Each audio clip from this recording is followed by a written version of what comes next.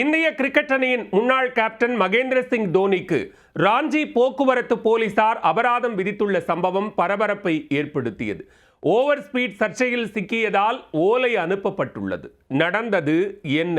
கிரிக்கெட்டுக்கு அடுத்தபடியாக கார் மற்றும் பைக் மீது அதிக காதல் கொண்ட மகேந்திர சிங் தோனிக்கு அதுவே தற்பொழுது பிரச்சனையாக வந்துள்ளது. கிரிக்கெட் மைதானத்தில் கூல் கேப்டனாக அறியப்பட்டவர் சாலையில் கண்முன் தெரியாமல் கார் ஓட்டியதால் போலீசாரின் நடவடிக்கைக்கு ஆளாகியுள்ளார். தோனிக்கு ஸ்பீட் பிரேக் போட்டதன் பின்னணி என்ன? சர்வதேச கிரிக்கெட்டில் வெற்றி கேப்டனாக உலா வந்த தோனி தலைமையில் இந்திய அணி ஒருநாள் மற்றும் T20 உலகக்கோப்பையை வென்று சாதித்துள்ளது. இதேபோன்று IPL கிரிக்கெட்டில் தோனி என்கோ 5 முறை மகுடம் சூடி அதிக முறை சாம்பியன் பட்டம் வென்ற அணிகளில் மும்பையுடன் முதலிடத்தை பகிர்ந்து கொண்டுள்ளது. கடந்த 2019ஆம் ஆண்டு சர்வதேச கிரிக்கெட்டில் இருந்து ஓய்வு பெற்ற போதும் 44 வயதான தோனி IPL கிரிக்கெட்டில் சென்னை அணிக்காக தொடர்ந்து விளையாடி வருகிறார். எதிர்வரும் 2026ஆம் ஆண்டு IPL தொடருக்காக சென்னை வந்துள்ள தோனி சக வீரர்களுடன் தீவிர வலைப்பயிற்சியில் ஈடுபட்டுள்ளார். சென்னை வருவதற்கு முன்பு கடந்த 1ஆம் தேதி ஜார்க்கண்ட் மாநிலத்தில் உள்ள தனது சொந்த ஊரான ராஞ்சியில் காரில் பயணம் மேற்கொண்டுள்ளார். அங்கே கான்கே வெளிவெட்டச் சாலையில் பிர்சா வேளாண் பல்கலைக்கழகம் அருகே சொகுசு காரில் சென்றுள்ளார். அப்போது அனுமதிக்கப்பட்ட அளவை விட அதிவேகத்தில் காரை ஓட்டிச் சென்றுள்ளார். இது அங்கு பொருத்தியிருந்த தானியங்கி கேமராவில் பதிவாகியுள்ளது.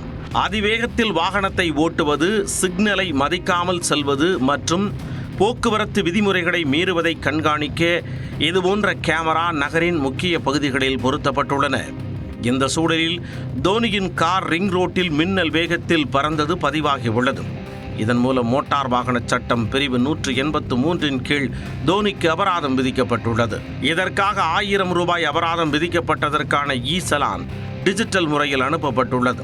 சாலை விதிமுறையை மீறினால் அது யாராக இருந்தாலும் நடவடிக்கைக்கு ஆளாக நேரிடும் என்று போக்குவரத்து போலீசார் தெரிவித்துள்ளனர்.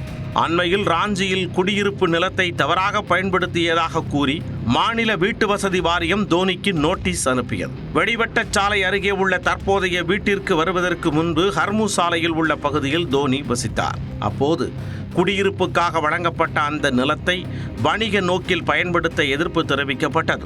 இது தொடர்பாக அவர் சட்ட சிக்கலை எதிர்கொள்ள நேரிட்டது. இந்நிலையில் மைதானத்தில் மிகவும் நிதானமாக காணப்படும் தோனி சாலையில் காரில் கண்முன் தெரியாமல் ஓட்டிச் சென்றதால் போக்குவரத்து போலீசாரின் நடவடிக்கைக்கு ஆளாகியுள்ளார். இருந்தபோதும் பெரிய அளவில் சாலை விதிமீறலில் ஈடுபடாததால் 1000 ரூபாய் அபராதத்துடன் தப்பியுள்ளார். சாலை விதிமுறைகளை மீறினால் யாராக இருந்தாலும் உரிய நடவடிக்கை எடுக்கப்படும் என்று போலீசார் தெரிவித்துள்ளதற்கு பல்வேறு தரப்பினரும் வரவேற்பு தெரிவித்துள்ளனர்.